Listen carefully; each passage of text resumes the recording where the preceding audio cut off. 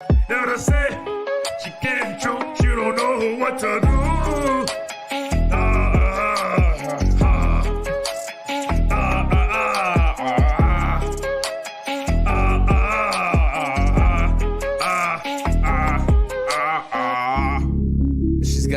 She's gotta go. Bye bye.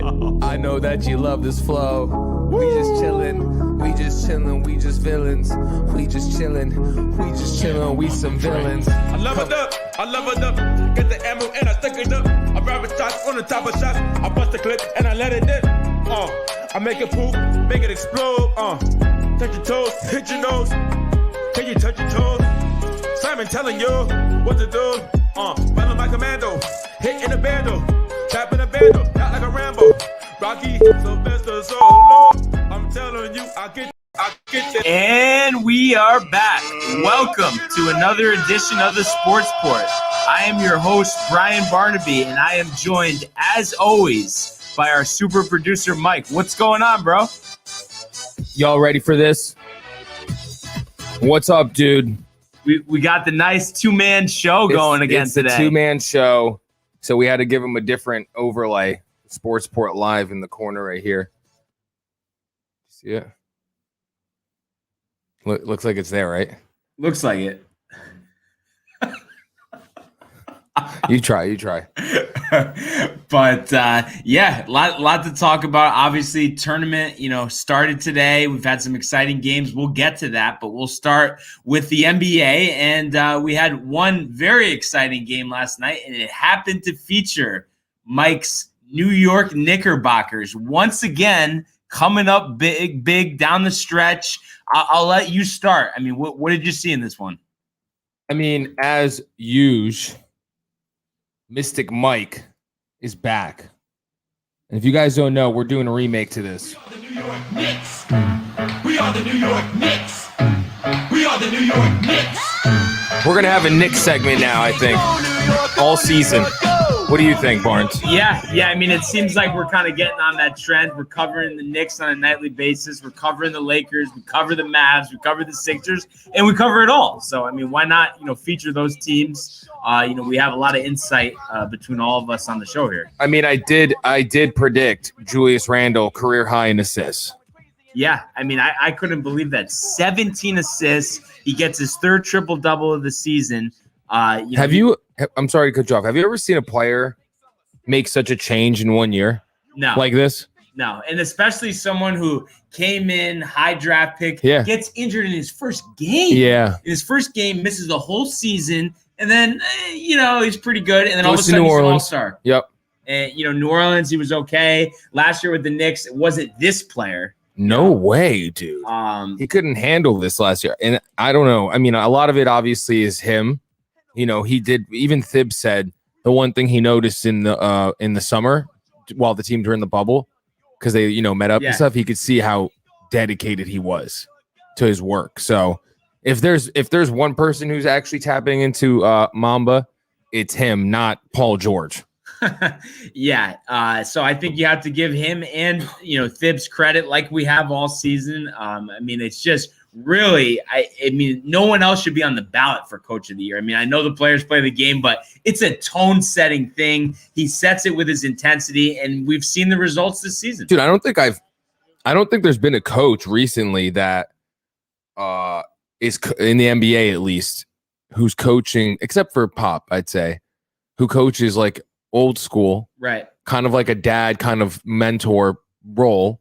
And they buy in. These are not college students. These are NBA players, Barnes, acting like college students. And the crazy part is, and we've talked about this before. I mean, the Bulls had him. They're in the playoffs every year, and ownership just feels like they don't want him having too much power. Jerry Reinsdorf blowing it again. I mean, it's insane that they let him go and that the Timberwolves let him go. I mean, are you kidding? Oh, yeah, we'd rather have Chris Finch as our coach. Oh, my. And they basically picked Karl Anthony Towns over him. Yeah. They really did. That franchise is – I think now they're done with Cat because of Edwards, but they really tried to go all in with him. Yeah. Yeah, and it obviously, it backfired. But, a couple other things from this game. How about Reggie Bullock? We've been kind of, saying, we're not huge fans of him. Big steal to seal the game, and he has 20 points, 6 to 13 from deep. Are you changing your mindset with him a little bit?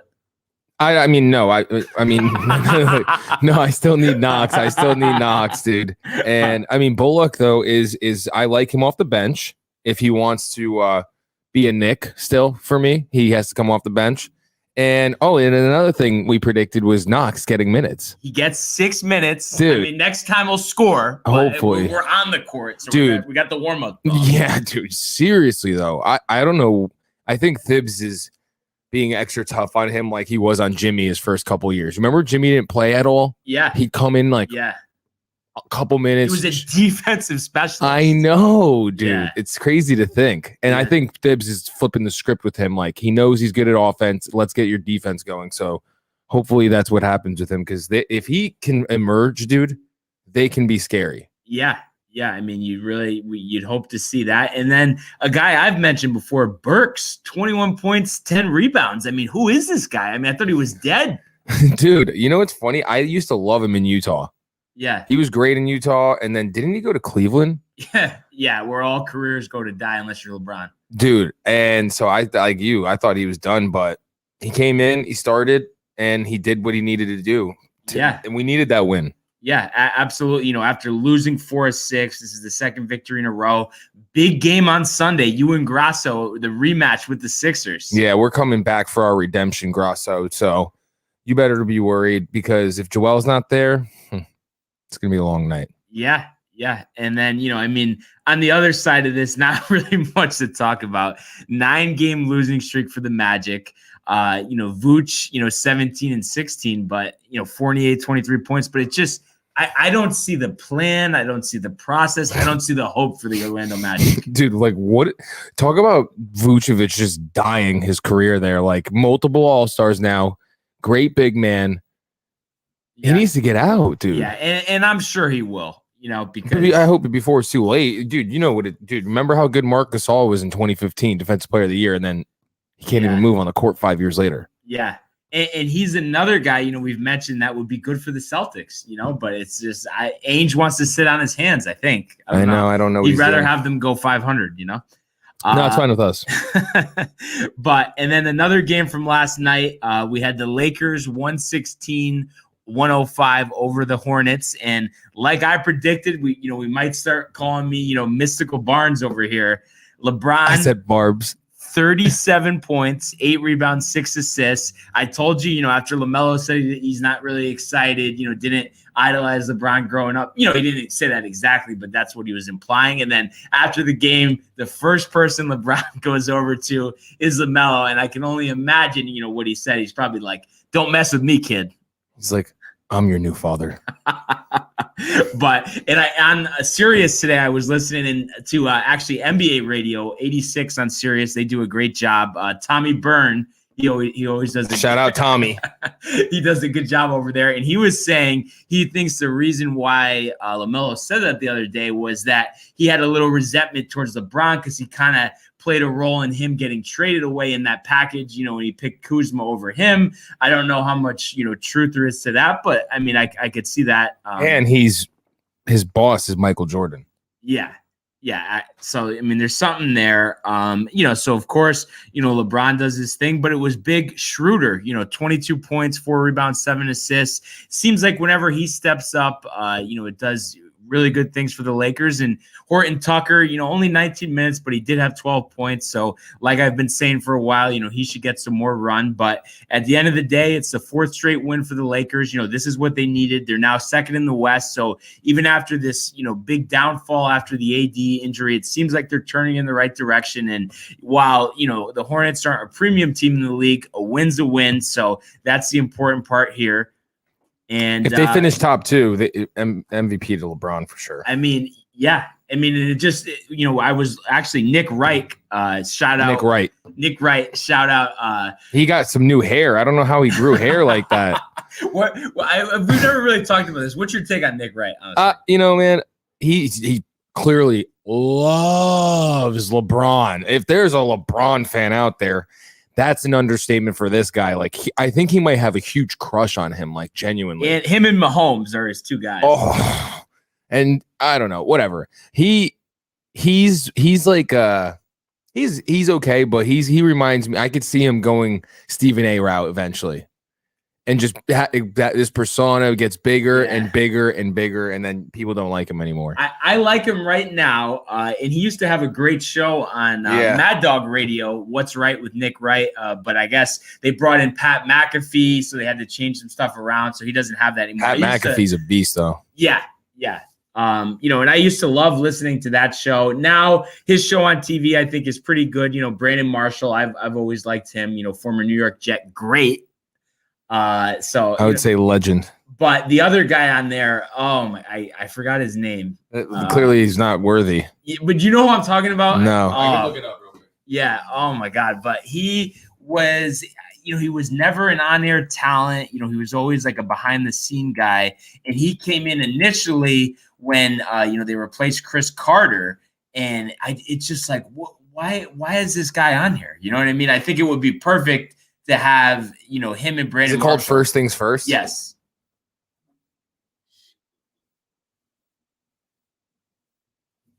I feel like I got to look this up. Let me just do something.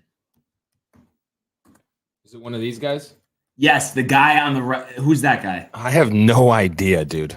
Brutal though. Horrible. Like unbelievable. Hold on. I'm gonna find this right now.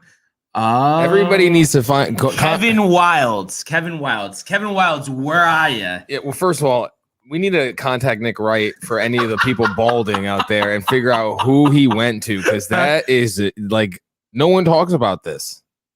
Yeah. Yeah, no, that's the biggest comeback I've ever seen is his hair. Forget 3-1 Golden State there, Nick Wright. You're even more of a GOAT than LeBron. But yeah, I guess Wilds, he actually used to work at ESPN and was a producer, and I think he should go back behind the other side of the glass, as they say. He probably had like a midlife crisis and was like, I actually have always wanted to be talent. Yeah. So but overall, I have to say, no, I like that show, and I think it's a lot better than having to hear Skip Baseless debate with Shannon Sharp. Like Shannon Sharp. I like Bayless, Shannon. Come on. Just it's your time, bro. You gotta go. He's not going anywhere. I know he's not going anywhere, but I can't take it. And I just don't understand, what is the value? Why do viewers like that? That's what I'm just confused about. They know he's talking out of his ass. I don't know. I think they like to hate on him. Yeah, that's easy to do. Some of the ridiculous stuff that he says. You know what we should do? We need to get you riled up and like have you rant on. You have to find something that like pisses you off throughout the week, and on Fridays you let it bottle up until Friday, and you get to just let loose. There's one topic that comes to mind, but like we always say, we'll save that for another time. Okay. We did have a talk about this a couple Friday nights ago, I believe. I know. Something about a goat. But we'll make a new segment about that for sure. But also, from this game, the Hornets, they've had a good season, but struggling a little bit. This is their second straight loss. They still have 3 more games to go on this road trip. So this could be where we see them, maybe take a step back. But regardless, I think the whole thing is to develop LaMelo as much as possible. Bridges Graham. As well. Rozier, I love. Scary Terry. He's been developing. And then are we going to start calling Gordon Hayward Mr. Triple Single? 7, 9, and 10 last night? Oh, God. He's a guy. He's not bad, but he's just not worth the money. That's the whole thing. It's weird because then he'll drop like a 30-point game, and it's like, oh, Gordon Hayward of Utah. Yeah. And it's like, nah. No, it's just a very one-off situation. But, we'll see what happens with the Hornets. But LaMelo is going to do big things. He just got to chill with calling out LeBron, but we all know that. Yeah. And then some crazy upsets last night. So the first one, basically top 2 worst teams in the NBA, the Timberwolves upset the Suns on the road, 123-119, and they get a combined 83 points out of Karl Anthony Towns and Anthony Edwards. Oh my God. Edwards is a beast. I don't really care for Towns, but Edwards is a monster. Yeah, I'm excited about Edwards, and it's one of those things where he's just got to get the kinks out. His rookie year, the shooting percentages are low, but I think over time this guy is going to be a bona fide all-star, superstar. Yeah, absolutely. I mean, dude, it's like what Wiggins kind of should have been his rookie year. Yeah, so athletic, could just get in the paint, dunk. Don't worry about shooting. But I think he's going to get pretty good at shooting. Yeah, he will. No, he's got a good jumper. It doesn't look bad. And it's funny, the Timberwolves, I mean, obviously they win yesterday, but, overall, terrible performance this year. But it's funny, if you were to tune in for like a quarter of each game, you wouldn't know that at all. You would think they're one of the best offensive teams in the league. Sometimes they can't stop. Rubio be popping threes, Layman. I mean, but then there's no defense. None. That's the biggest problem. No defense, no consistency. So, props to them. Edwards, future star. Hopefully we'll see him in a future Prism pack, but hopefully today. We will find out about that later on. And then another upset, the Wizards beat the Jazz. JPO, where are ya? 131-122. Jazz are 2-4 in their last 6 games. Beal balls out again, 43 points. And then Westbrook, 35-point triple-double, 35 points, 15 rebounds, 13 assists. I mean, what's going on with this Jazz team? I am not sure, but we did predict that, I think. Yeah. I mean, they're still in first, but I think the Lakers are going to easily overtake them, and the sooner AD gets back, the better. But I just think right now, even if they play the Jazz, I mean, I know last time the Jazz took care of business. I think if they had a game tonight, the Lakers would win by 15. Honestly, something's going on there. The defense just isn't there. No, I agree. They need to pick it up and bring it back to what they were doing early in the season. But then again, maybe they aren't really that good. Yeah, like we said. So, and then, tonight we have a few games on the schedule, and we're going to just preview one of them. We were going to preview Memphis and Golden State, but Wiseman's out with protocol. Curry's out, with a tailbone injury. So we've seen what happens when Curry's out for the Warriors. I mean, that's a game that probably, they're going to lose by 20 or 30 points. I mean, they just fall apart without Curry, which is understandable. I mean, he's obviously a legend. Yes, no, totally. I agree, bro.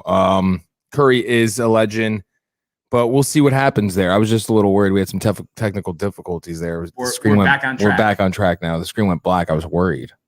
So we have, and we mentioned this before, the Mavs and Blazers, they start part of, in 3 days, they're going to play each other twice. We mentioned this the other day in Portland. So we have the Mavs coming in 21-18. Blazers are 24-16.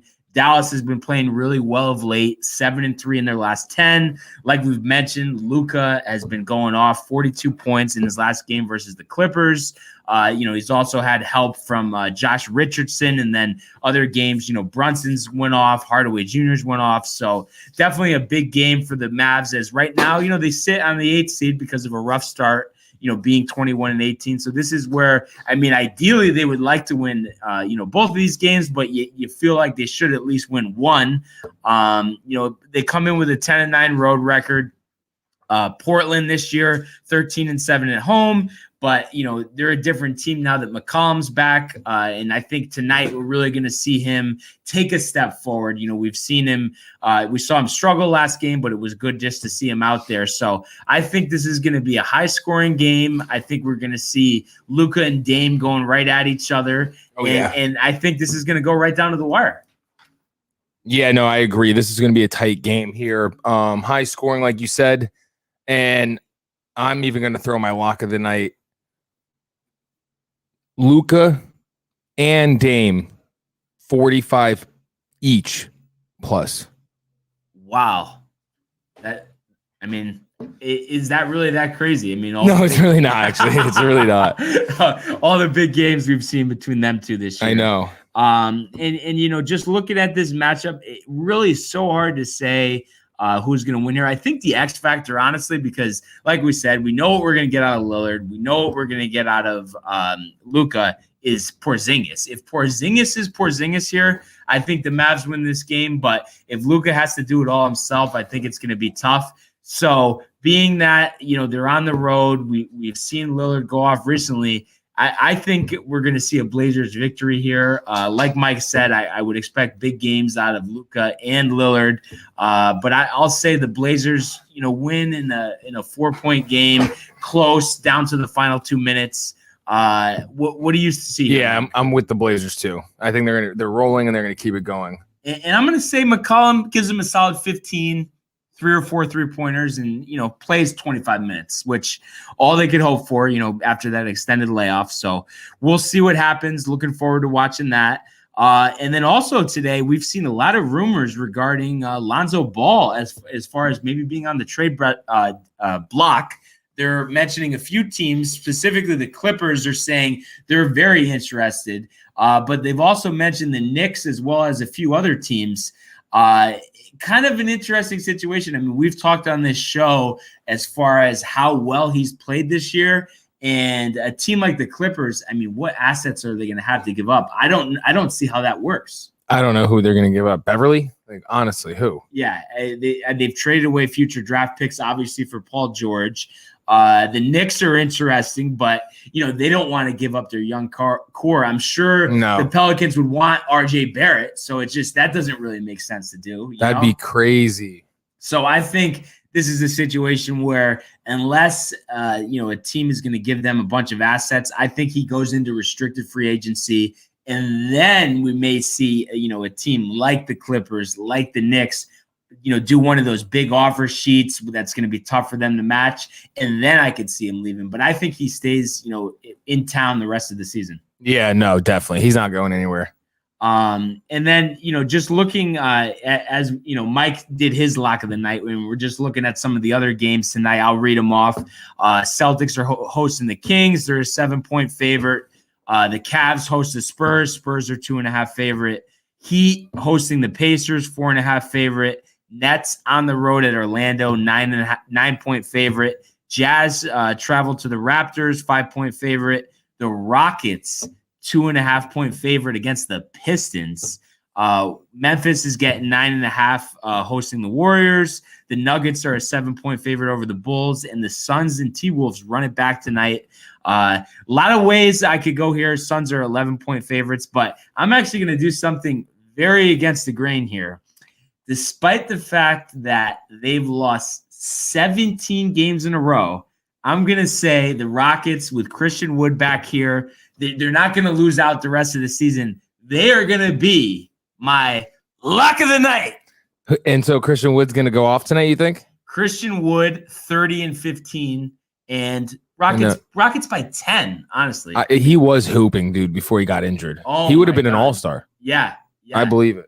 And you think he's a guy, if they got the right deal, that they would consider trading, or they want to build around him? I don't know. It depends how old he is.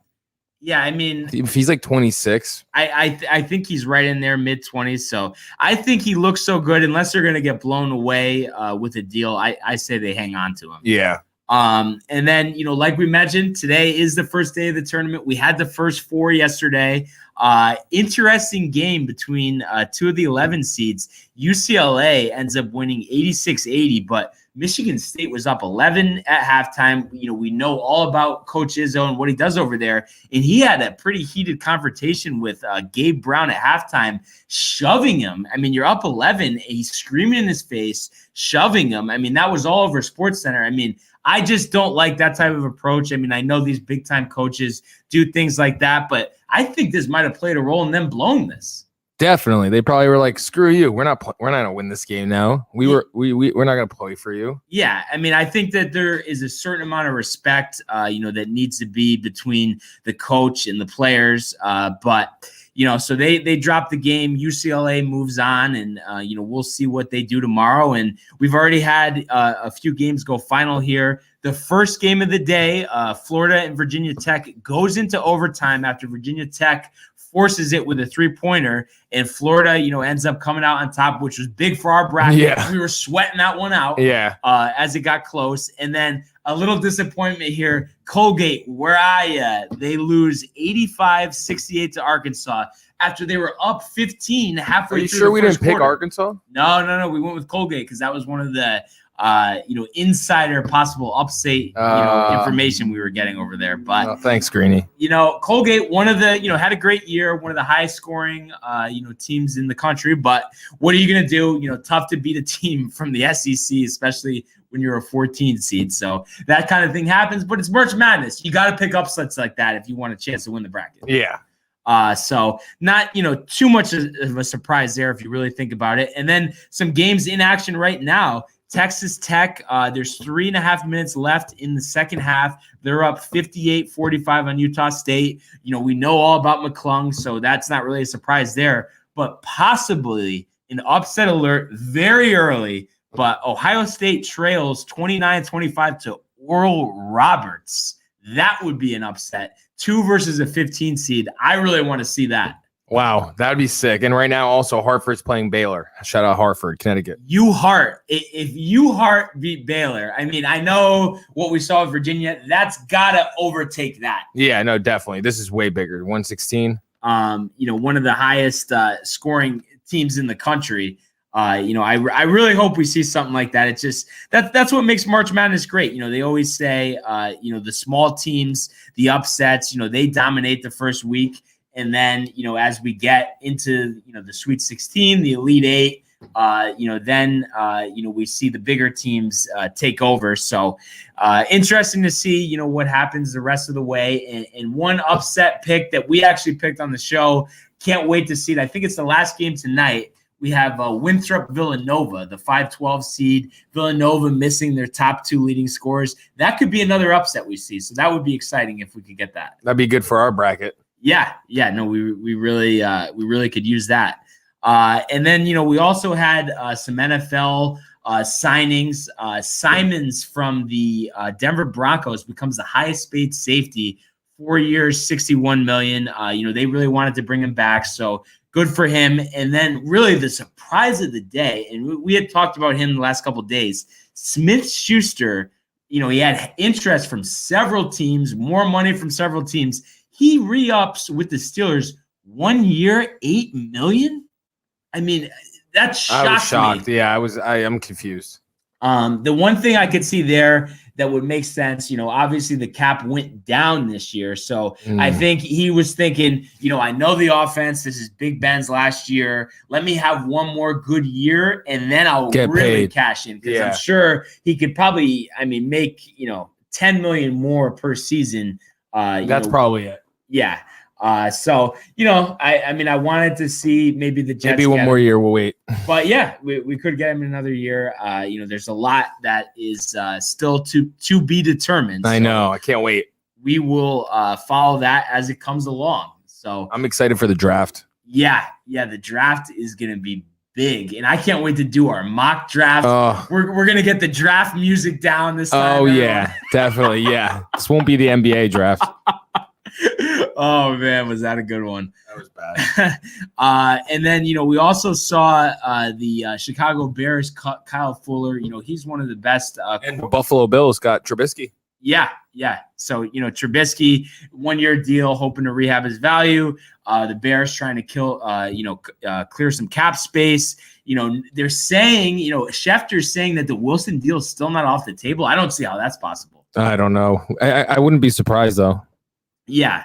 But supposedly I was listening to, and shout out Pat McAfee on, Mad Dog Radio, him and the boys today, they were saying that they think it's possible that, Wilson stays, and I guess he tweeted out "Go Hawks." So, you never know. Wow. It seems like that there's definitely, it's hard not to side with Russell Wilson here though. I've always liked Coach Carroll. Yeah. He did great things at USC, but it just seems like, I don't know, has the game passed him by? Maybe. Maybe if he's trying to not let his quarterback do what he wants to do. And it's like he's intent on running the ball, but it's like, who do you have? Yeah. Carson's probably going to be gone. Yeah. You don't have an offensive line, and you have some of the premier receivers. Yeah. Launch it to Metcalf. Yeah.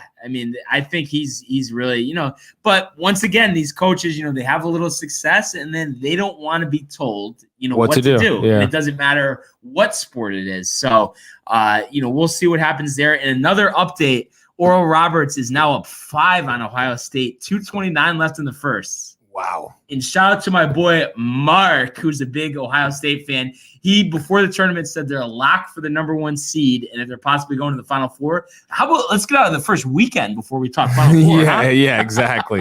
Let's slow the brakes on that, huh? And then also one other game that went final, 1 versus a 16 seed, Illinois, who's been big all year. They beat Drexel 78-49, so that one wasn't even close. And I think Illinois, probably will go pretty far. And then in 15 minutes, we have the return of Sister Jean versus Georgia Tech. Let's go. Can't wait to watch that one.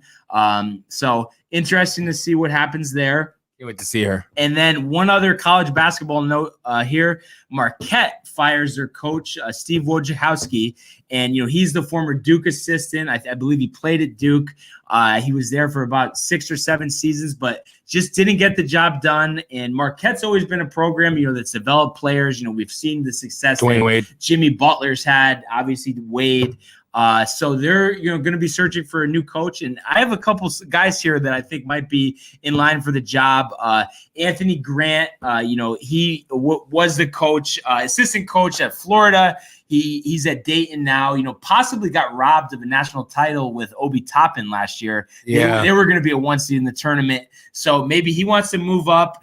Porter Moser, speaking of Sister Jean, he's at Loyola Chicago. That would be a big upgrade for him to move into, a power conference. And then John Beilein, who we saw got embarrassed by the Cavs, the players, he gets fired. He's had a lot of success in college basketball. I'm sure he wants to get in. And then one other guy, former Marquette coach, Tom Crean.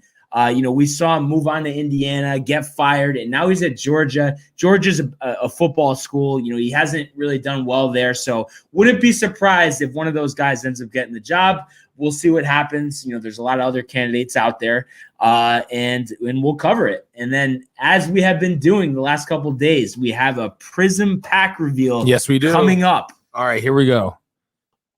We're opening the box. I should have actually had it open. I show you guys every time, so. Here we go. I'm excited. Yeah. And we were talking maybe an Anthony Edwards after the big night last night. Never know. Could be. Orange. Could be. Ohio State down 7 now. All right, we got a Kentucky guy. What do we got? Ashton Higgins. Ashton Higgins. Do you know him? Rings a bell. Payton Pritchard, another Payton Pritchard. Wow, we are stacking it up. With the Payton Pritchards. If he gets big, we could sell one. I'm telling you, he's going to be better than McConnell. Isaiah Stewart from Washington. Okay. Do you know him? Heard of him, yeah. Yeah, sure, whatever. And then the last but not least, Josh Green. Josh Green. And from did Arizona. We get his card yesterday? Did we? I believe we did. Nice. And we're stacking up. We got him twice and Pritchard. I'm telling you, Pritchard, he's going to be a Knick one day, I think, honestly. And tell me he's not a better version of former Knick great Pablo Prigioni. Oh, the 39-year-old rookie. What the fuck was that? No, but honestly, Pritchard's a guy, in all seriousness, I think he's going to be borderline starter and a guy that eventually could win a Sixth Man of the Year award. Great shooting, great basketball IQ, played a couple of years at Oregon, knows what he's doing. I love it. Well, you know what? Maybe we can make some money off him then. Yeah. So, maybe we'll get another one. We still got one more pack. We have 2 more. 2 more packs. So, yeah. Maybe 3. Hold on. Let me check. 3. Okay. 4. Okay. Wow. So that'll almost carry us through next week. Yeah. And then Gino is getting a pack he's going to bring in the studio, and Grosso got another one we'll have. So we're good for the next 3 weeks. Wow. So I'm excited about that. And I might have to get a pack myself. Dude, I'm down. I saw a 3-way deal we could get. It's like it's 3 for the price of 2, basically. Okay. So I would be down for that. Yeah. We'll definitely figure that out. And then also, the Honda Classic second day today, Aaron Wise is your leader right now at 10 under par. Really, but you see this from time to time. A bunch of no names at top. Hagee's in second at 9 under. Matt Jones, who had the big day yesterday, he's tied for second. Sam Ryder and Russell Henley, that rounds out the top 4 guys. So we'll see if some of the bigger names, make a move. I could possibly see, Sungjae Im, Kevin Streelman, former major champion Shane Lowry, former major champion Zach Johnson, possibly getting contention over the weekend. So never know what'll happen. This is a very gettable course, and we may see some more 61s over the weekend. So looking forward to seeing it play out. Me too. So we will see. And also, looking forward to the NBA tonight, some tournament games all day. I mean, what better weekend can you get? We got games tomorrow, games Sunday, games Monday, which is kind of different this year. NBA and NCAA all weekend. What is better with all hoops all the time? Absolutely. So couldn't be more excited. And, thank you everyone for joining us once again. Appreciate the love. Comment, like, subscribe.